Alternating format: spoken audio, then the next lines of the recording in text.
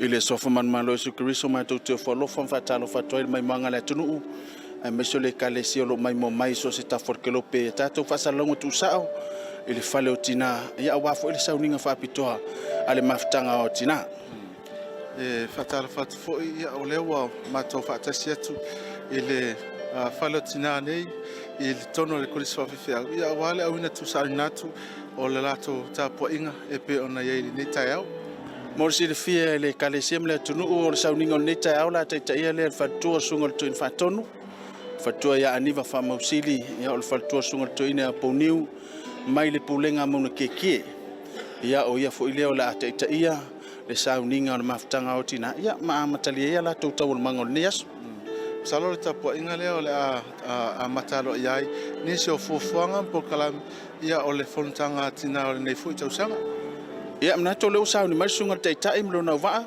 ia wa tatu tapo inga na to failo mo le sile fia le tunu ia ni so tatu pokalame pe on fanga solo le la mo malum fa na wina tu sa watu ala ya tatu sauninga me uma mo le sile fia le kalesia le la tu atu sunga taitai mlo na va wala matalio sauninga e tatala ai fo il fa mo Tinā o le ni aso a me so la to fontanga no ia tapo inga le kalesia ia fo il mai mo mai le tunu Samoa soifu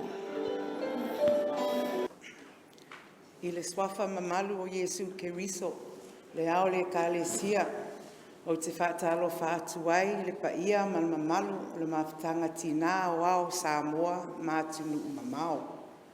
O tātou saa nei I langi tau, ai siva I mao maalie, ua o foi I le alofa maleanga le atua, wa e ao lava na tātou whaafo I le vi inga ma le whaafutai. I le atua. Wa ea fo ina tātou te tae vai o to e lau, ai wha fo I le vi inga ma le whaafutai I le atua. Wa o tātou malu nei I le nei maota, I le alofa ma le anga le atua. Ai o maia, se I tātou tāpua I atu I le atua. E le sao le malo o le langi, I lātou uma o whai mai, ia te au, le ali ie. Na o le na te whaia fina ngalo o le tātou tamā o le langi, o le a tātou te talo. Le atua le mātou tupu sili e se, o lea na whaapa ia ina tangata I lo lava mamalu. O mātou wala au atu malimi ngao, ina ia whaamanuia mai malilingi mai lo wanganga pa ia, I lunga o mātou, e peina o e whaia I perafeta na mua. Ina ia mātou maua, ina ia e whaatasi mai I le mātou sauninga nei, mātou te tuu I nātuai vi inga, tu sai lava malo, lava mamalu. O le mātou o lenga lea le atua, e ala atu I lau suafa Yesu. Amene. Le a tātou vivi I atu I le atua, le tātou pese e I vatasi. Samoa.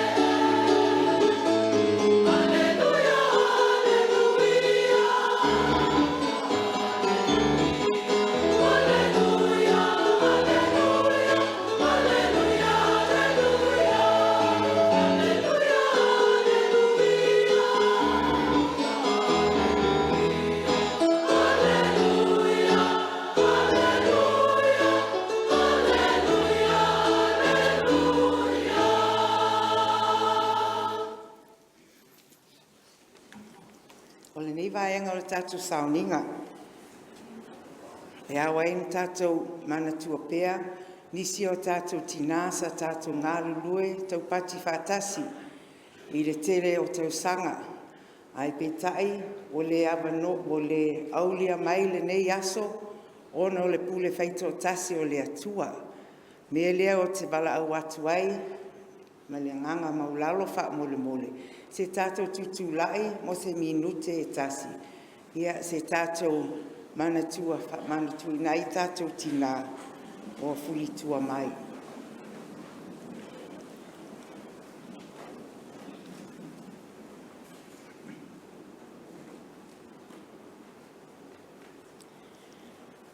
Le atua whaavavau e, o leo lo alofa mai pea ia te i mātou, i le alofa e whaavavau.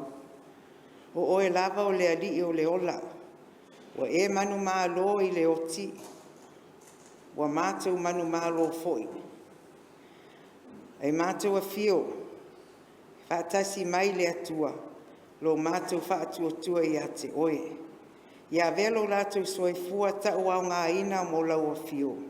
E whai maa o a onga, tā ua mo mātou, o loo whaawawina pea, le mātou malanga le tu mau i le nei lalolangi. O le mātou te talo lea, e ala atu i lau suafa Iesu. Amene. E lana mai lalo. A moli.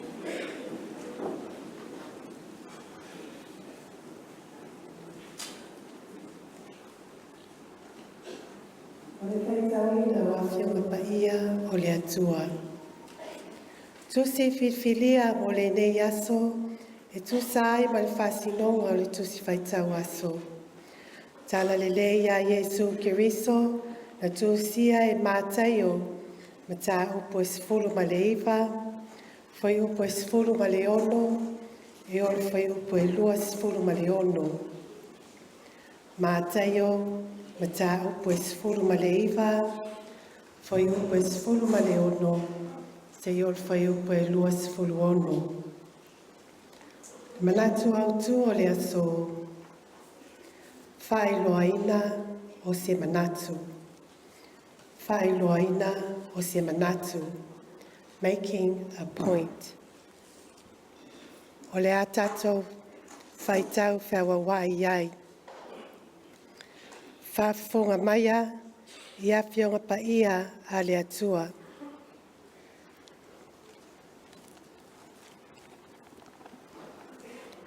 Whauta foi, ua saule e tasi tangata, ua whapea mai a te ia, le awa oe, se a se mea le lei o te whaia, o te mawai le ola e whawawau.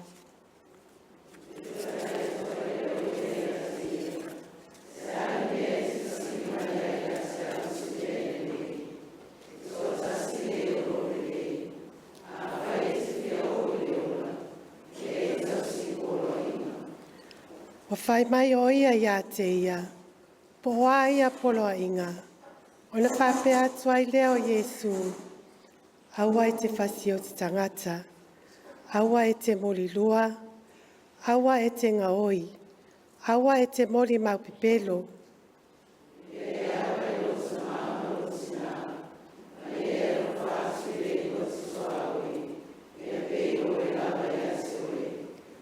O na whai mai ai lea o le tau lea ia te ia.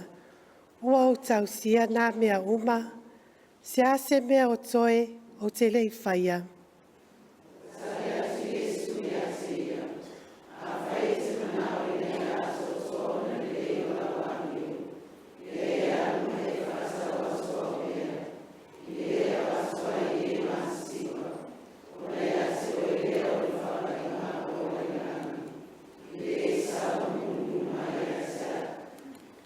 Ua whālongo le tau le lea i lea upu.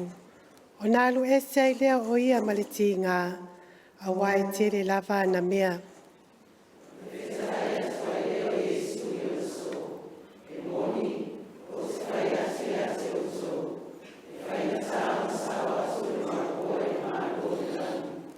O te whai atu fō i ate outou. E whai ngō whia no i atu o te kāmela i le pū o le au. Ai whaingatā o na sau o le mauoa I le māloa o le atua.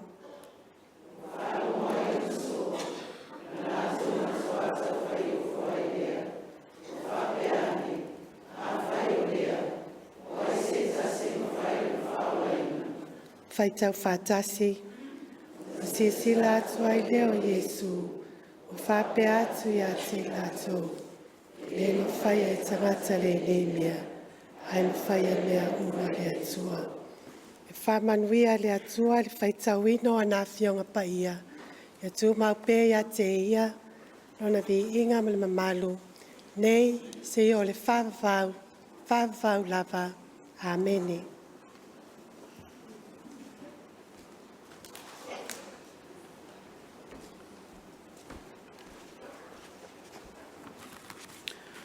O tātou talo sanga, ta talo le whawhitai, ta talo le whātou I senga, ma le tuina ato nisi o tātou mana onga I luma le atua, tātou whaamaulalo le atua le talo. Le atua sili e se, le tamao le alofa muti vale, le na whaia le langi, ma le lalolangi, ma mea uma ua iai. O au na lea o ngā lava I mātou nei. Ua wha ea atu o mātou loto, ma whawhetai atu I lau fio le atua o le ola.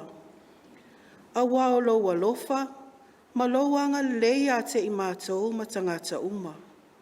Wa mātou mo wai pēr le mālosi, ma le ola. Ai maise le manuia, ma le fi le mua lau fio. Ua mātou toi au lia manuia ai le nei tai au fou. Mātou te wha manu atu.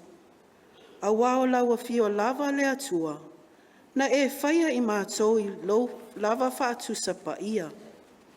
Mātou te mawhai ai, ona mafuta wha tasi ma lau fio. E pei ona iaile nei ASO. Whaafetai lau taitai nā alofa. Lewa taitai manuia mai le soifua o le taitai fono.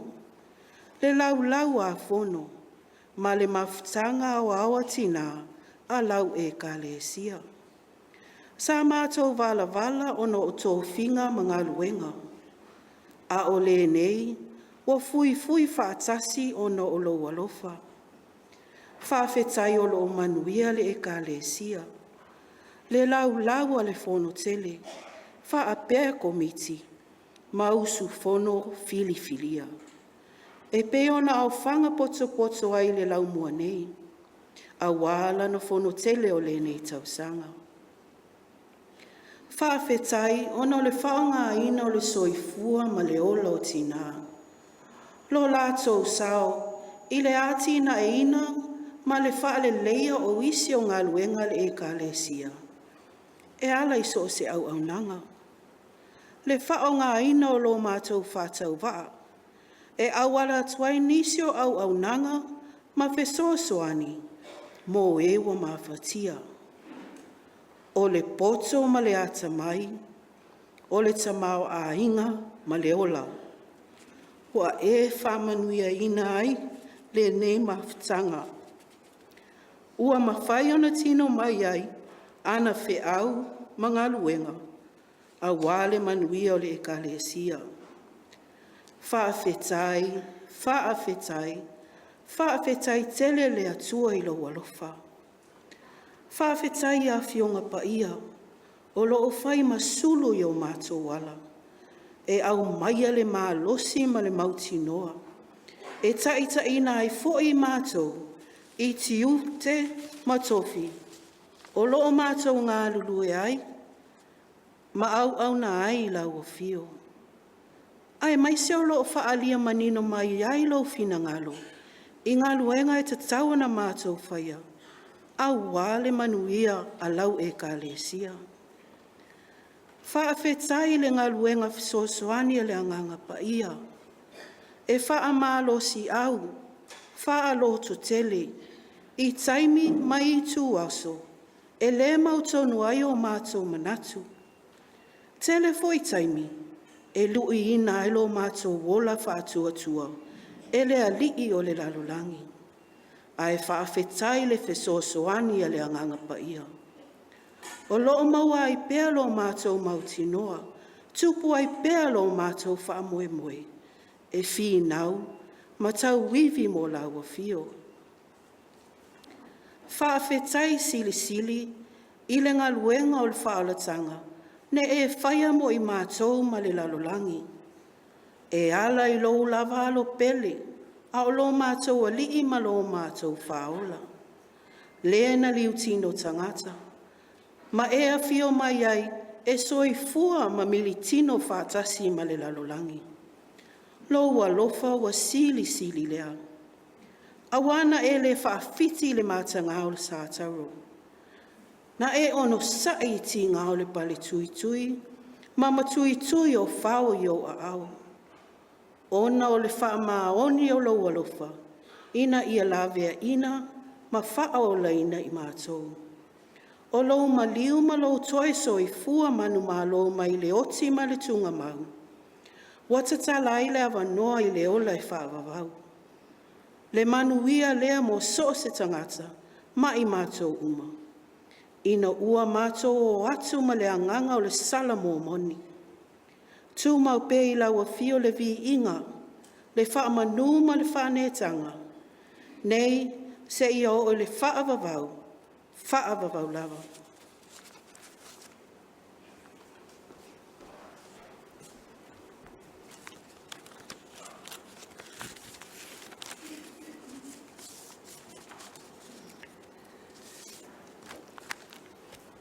Le atua mi o tonue.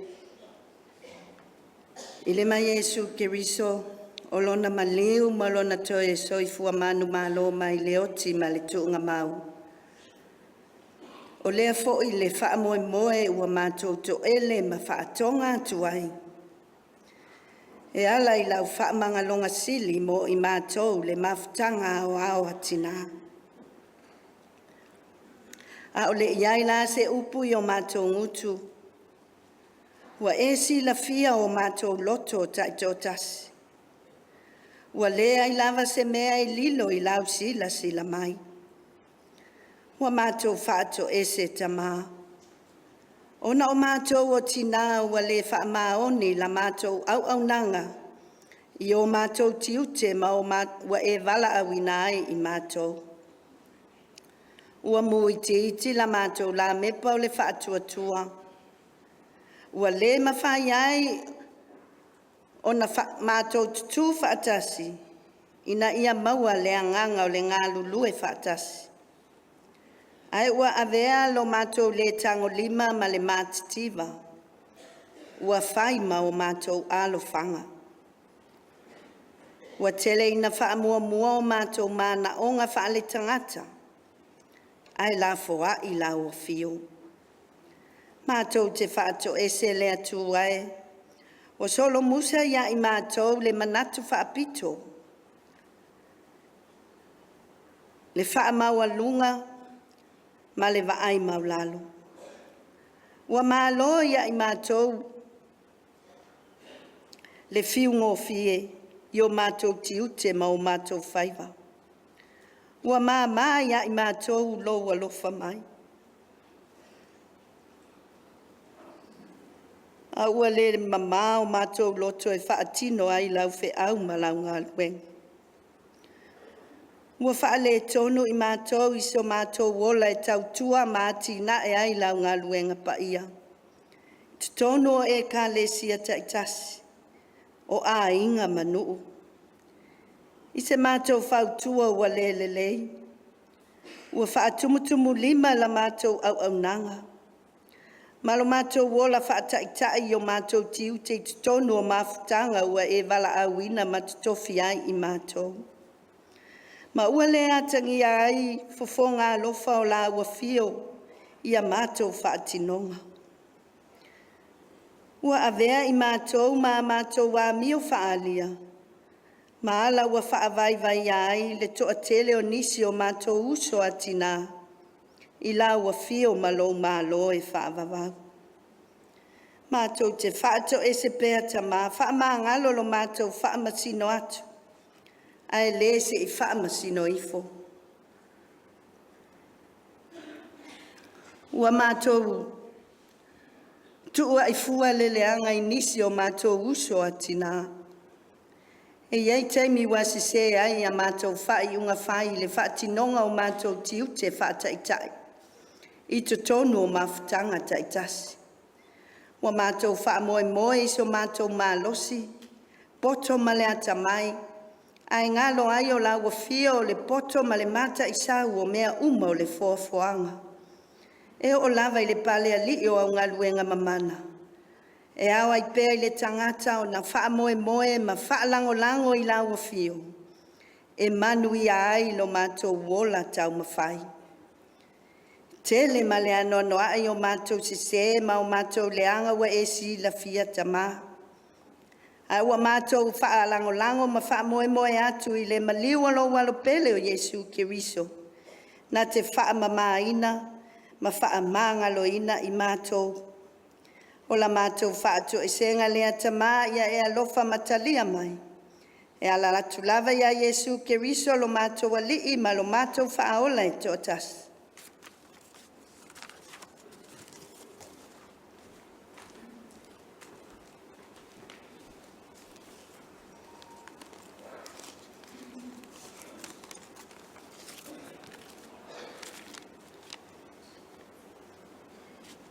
Lea tu ai, le o te ami o tonu ai. Se e tali mai la mātou wala a watu. Ma se e whaafafonga ina la mātou te talo. Lea tua mamanae. O laulava a fio e malia I o mātou manao I mea lelei uma. Ua whanau watu I la ua fio, ina se e whaafafonga ina a mātou te talo. Lea tua lo whae, ua mātou te talo mamana tua I lātou uma, ua whaoa lo lātou saolotonga, o na ole mata pea, ma le tuina nau leanga o isi tangata. Ua tele le ola ma le soifua ua mau. Ona ole fia pule ma le fia sili. Ai maise I lātou uma ua whaina. Ona o mala whale nā tura. Tatalo ma le loto whaamawalalo. Se e anga le lei, ma lawe ai I lātou uma. Whamanuia ia Samoa, ma ona tangata anu. Tatalo mo lau e kalesia kerisana uma I Samoa. Whamana ina la lātou tatalo, a wā se manuia o Samoa.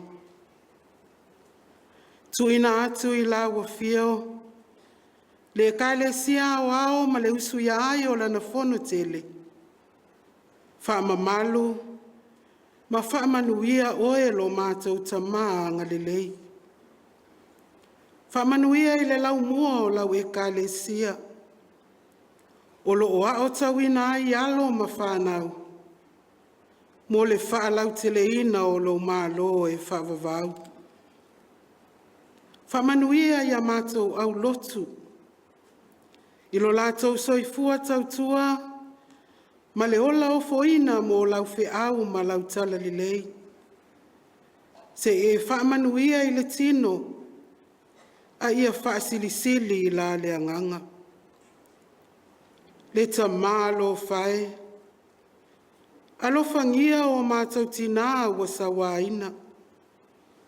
Ua le maua se fia I te tono a inga. Whapea fo'i whanau ma I lātou uma ua whaina I tuina nau leanga o le nei ola. Whaama whanawhana, ma lawe ai le soifua ma le ola. Alofangia o mātou Tinā, Ma I lato uma ua maua I mai o le tino. Ai maise o mai tu mau. O ngase ua whaina ai le soifua. Ma ua tautau mia le soifua fia ngalue. Ma le soifua tautua I lau au ma le tala lelei. Se I pai ane.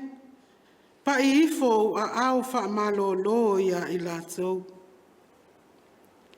Lea tua mi o tonue. Wana o e lava e tonu ai mea uma mātou te whaia. Ta talo mo le mafutanga au au a Tinā. Le lau a fono. I ona tiute manafa tau ave. E wha moe. E whaalango e le musumusunga lo wanganga. E sao mauli ai mea uma. Se e whaamanuia, whaamana ina. Ia maua se vi ingo la wafio. Ai fo'i mai lo mātou whaatau wa. Mātou manatua whapitoa e le neitai ao. Laupu lenga I Wellingtone. Ona o lava la au pa ia I se tasi o Tinā. Sa mātou nuti mea. Ma au auna matautua I lau au ma lau ngā luenga. Ua ewa la au ia I le nei tae au. Wha maise. Wha mawhana whana I a inga ua mawhatia. Ona o lau wala au pa ia. A mātou whaalongolongo I awa fionga pa ia. La unga oe, tatala la mātou whaalongo. Po se a sau fina ngalo mo I mātou. Se e whaamanuia ta mā. I tawalumanga uma o le nei aso. Tau tai mai, e a e manuia ai o mātou whaiva uma. Ua mātou te talo ia.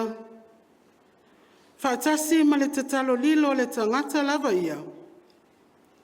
O foina atu I la ua fio. Whaia lava lo fina ngalo.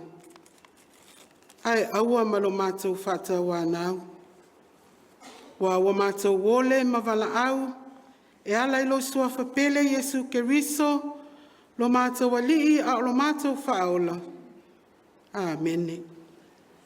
O la tātou pese I le pese se lau lua sifun ma le lua. Se lau lua sifun ma le lua le vi inga o le atua. Oh,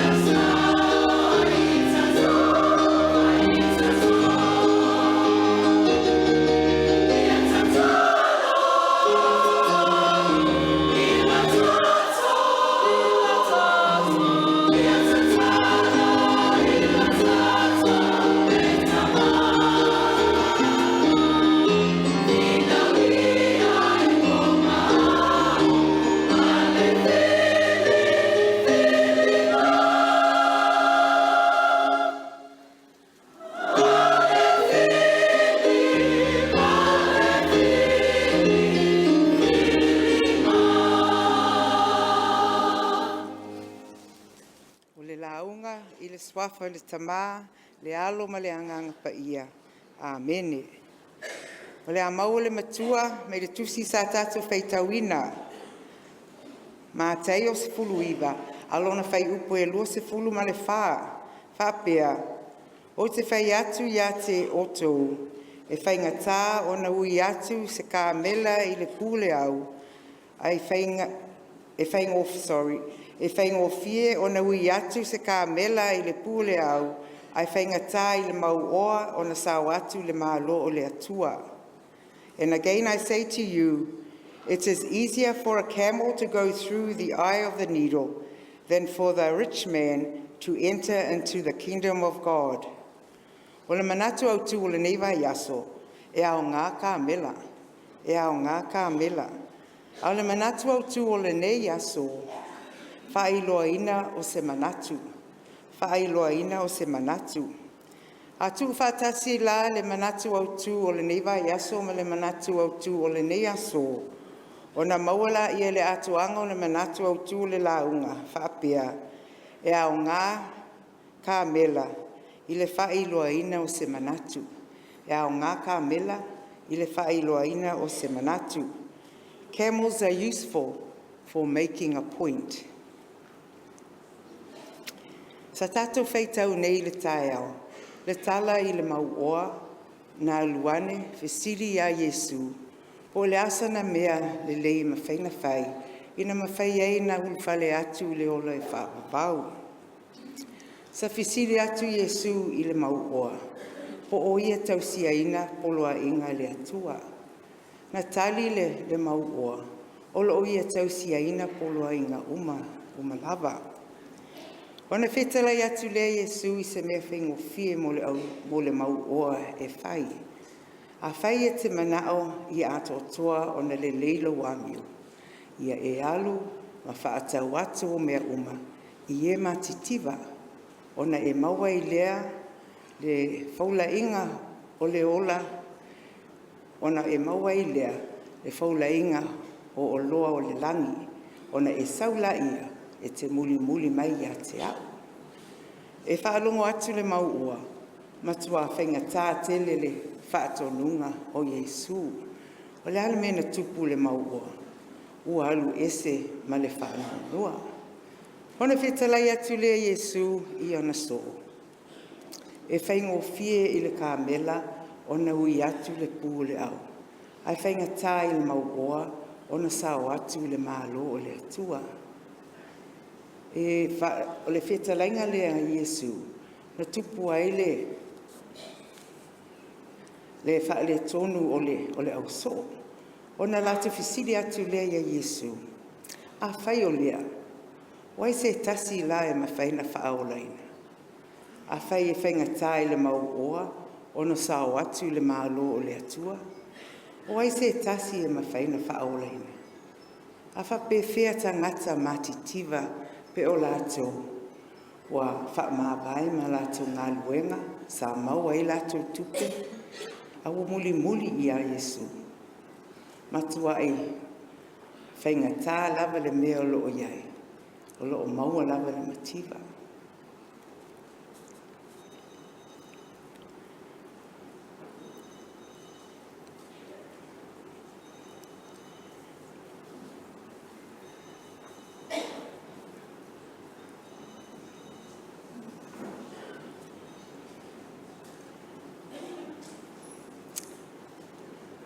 Olo na winga la i le matitiva ma le tango lima. Ele o le winga lea ele o le winga lea o le whetalainga Yesu. Ele sao se mau oa i le mahalo o le atua le ai. Ele le anga tangata e tere tupe, tere tamao a inga, tere o loa, tere tupe, awa o whamanuianga i le atua, i le tangata e sa ili. O le whamanuianga fo ile le tangata. E fina e ati ae. Awa a tātou sila ma tātou wa aire tuspa ia. O lo o whamatala mai lava le amatanga. O Abraham o tangata mauloa.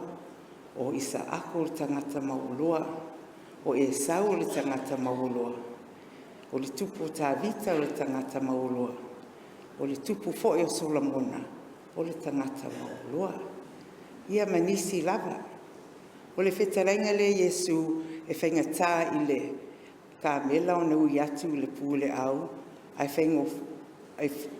O le whetalainga le Iesu i le whaingo fie i le kamela o na ui atu le pūle au. Ai whaingatā i le mau o na sau atu le mālo o le atua. O se whetalainga o tele ai fo isu enga masa i lilinga o le au popoto o le tusipa ia.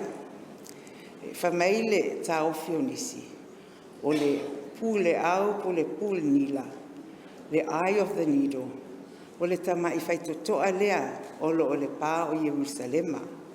E matala lava i le pō e ulufale atu wai tangata pea o le pō. E matala lava le whaitotoa tele le au.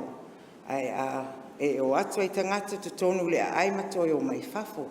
Ai a ngoto lole la, tuata tala la ia le tama i whaitotoa lea e ulufale atu wai le nuu tangata tutonu le nuu pea o le pō. Mafua na whaile nei tama i whaitotoa. Ona o le puipuinga, mo le saunga le mu, o le nuu.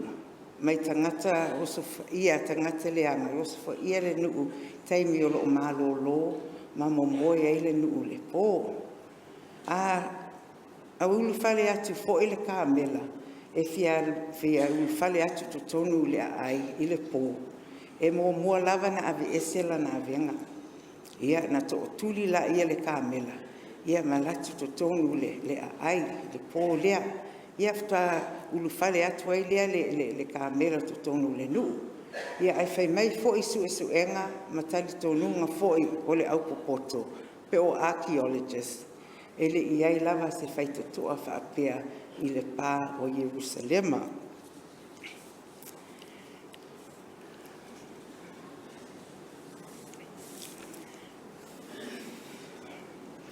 O le whaeliliuina o le upu Kamilos i le ngangana e leni. Kamilos o le kamela, o le camel, o le manu maualunga, o lo taatele i le māloi sasai, i le taime o Iesu. A o le upu Kamilos i le ngangana Arameika, o le ngangana le whaonga tele o Iesu i aso uma. O le Kamilos, le winga le upu Kamilos, o le maia, o le rope, o le maia le taulai vaa, i lunga le sami. A whaeliliu, a whaila o le winga o le upu Kamilos, o le maia, o le kamela, sorry. Ia taunana whaeliliu le whetalainga o Iesu whaapea. E whaingatā i le mauoa, ona sau atu le maaloa le tua. A whaingo fie i le maia, ona sau atu le pū le nila.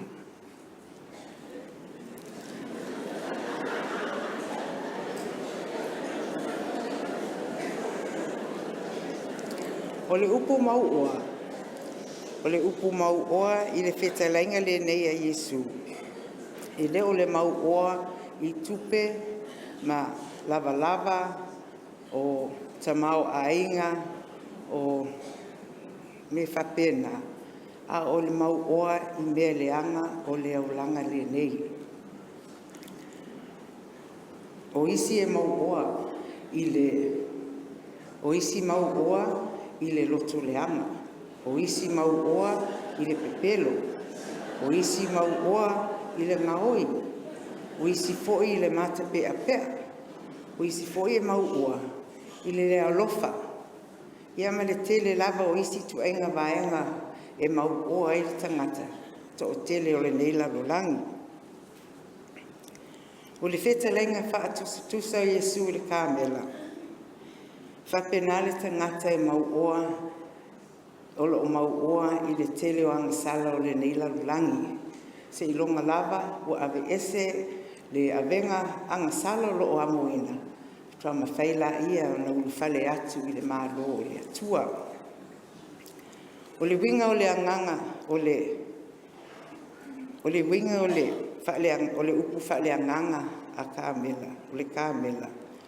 o le usitai, o le loto maulalo, ia ma le fia e au auna. A whaila e toi whaupuina le whetalainga leo Iesu i le mesa aia, lana whetalainga momo, e na whaina whaapea, e whainga tai le tangata ngasala, o na sao atu le maalo o le atua. Ai whaingo fie i le tangata usitai, ma le loto maulalo, e au auna wha maoni le atua, o na ui atu le maalo o le atua. O le tātou alo lofa i le tele o angasala o le nei lalulangi, e wha alawe lawe nai le tātou ui atu le maalo o le atua. Se ilonga lava, tātou wha maulalo o tātou loto i luma le atua, e pei o na wha maulalo le kāmela, o na mawhaila ia o na tātou lu whale atu i Jerusalema. O le wha mativa ina, o lo tātou ali i whaola. Ina ia whaoloa ina tātou i lale anganga. Sa whasiotia mamaliu le tātou ali i whaola, ona o a tātou angasala. Na soifua fo'i, ma toi manu malo le tātou ali i whaola. Ina tātou whale atuai i le malo o le atua. Whai mai le matua o le nei aso. E whaingo fie o na ui atu le kāmela i le pū le au. Ai whainga tā i le mau oa o na sao atu i le malo o le atua. Whai mai le manatu au tū le nei aso. E au ngā kāmela mo le whailoa ina se manatu. Camels are useful for making a point. Ono Yesu. Amen. O le tātou toi tāpua i pese saunia.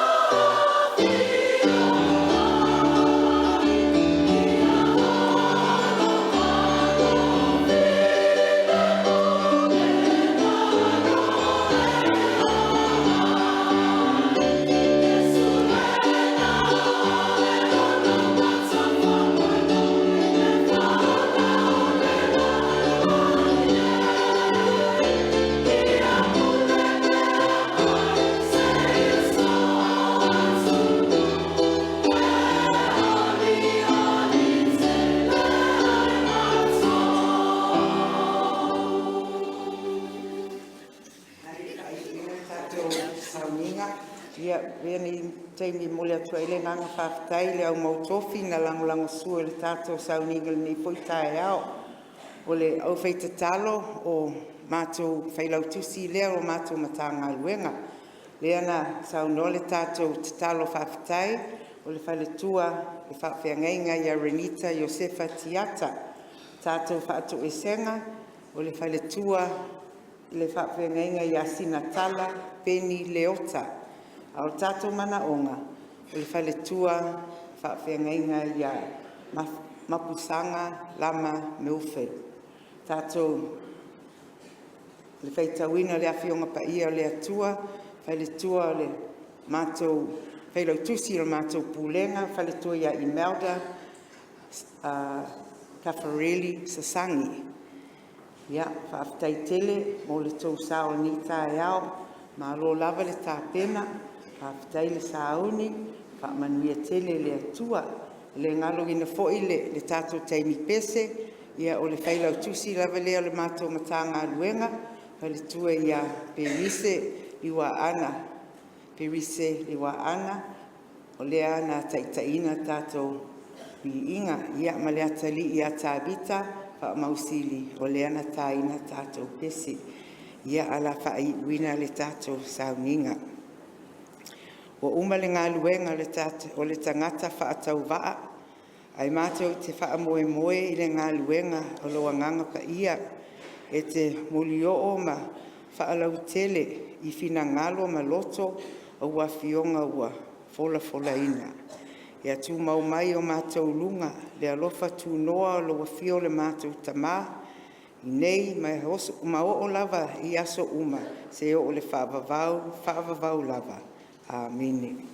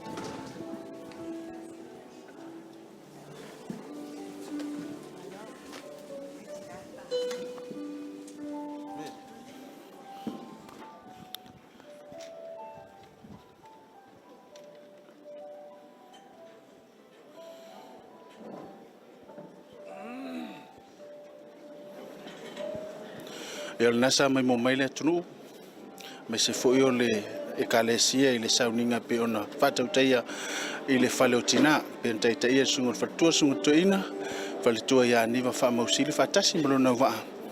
Matali e foi tau le manga le whono au ale Mafutaga Tinā. Ia le te au le tala leia pe ona la ngaina e le whale tua o le tuaina whatonu, ia e tomatau ai foi ia tau le manga, ia o funtanga le Mafutaga Tinā i nei foi vai aso. Ia mnato wa tawalunga tu foi matato fasalangu tu sawatu i malua nei salo le lase atu tato fisa tu tonu mo nga solonga tato pokalame no teleina tapo inga le kalesia me se foi o Samoa, via mai moanga le ni aso to faso i foi.